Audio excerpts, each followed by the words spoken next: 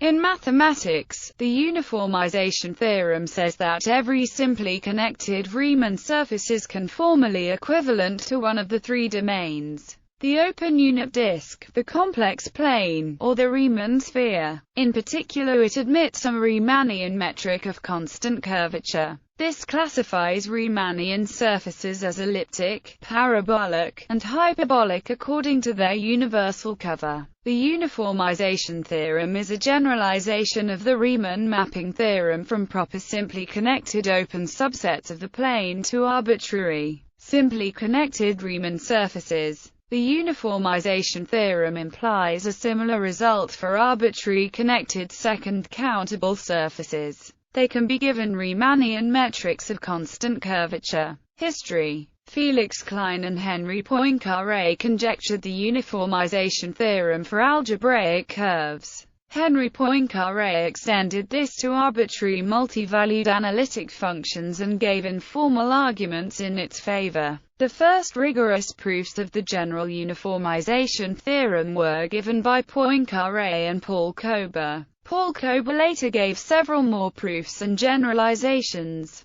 The history is described in gray. Complex classification: every Riemann surface is the quotient of a free, proper and holomorphic action of a discrete group on its universal covering, and this universal covering is holomorphically isomorphic to one of the following: the Riemann sphere, the complex plane, the unit disk in the complex plane. Geometric classification of surfaces. On an oriented surface, a Riemannian metric naturally induces an almost complex structure as follows. For a tangent vector v, we define J as the vector of the same length which is orthogonal to v and such that is positively oriented. On surfaces, any almost complex structure is integrable, so this turns the given surface into a Riemann surface. From this, a classification of metrizable surfaces follows. A connected metrizable surface is a quotient of one of the following by a free action of a discrete subgroup of an isometry group: the sphere, the Euclidean plane, the hyperbolic plane. The first case includes all surfaces with positive Euler characteristic,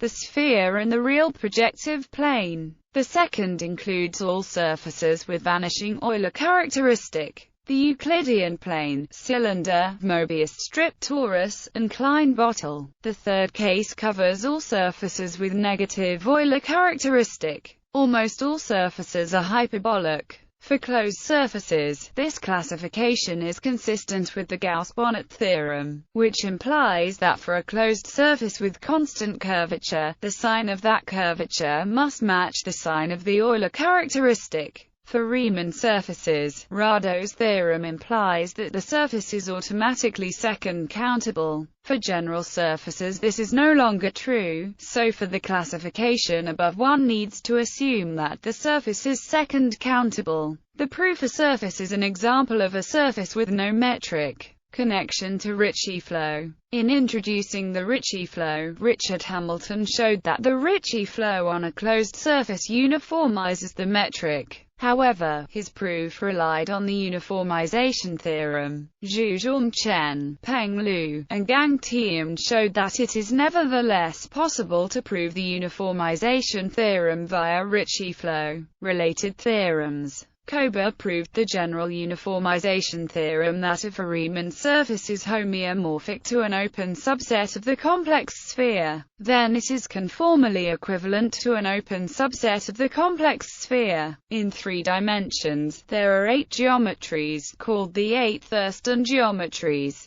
Not every 3-manifold admits a geometry, but Thurston's geometrization conjecture proved by Grigory Perelman states that every 3-manifold can be cut into pieces that are geometrizable. The simultaneous uniformization theorem of Lippmann-Bose shows that it is possible to simultaneously uniformize 2 compact Riemann surfaces of the same genus greater than 1 with the same quasi-Fuchsian group. The measurable Riemann mapping theorem shows more generally that the map to an open subset of the complex sphere in the uniformization theorem can be chosen to be a quasi-conformal map with any given bounded measurable Beltrami coefficient.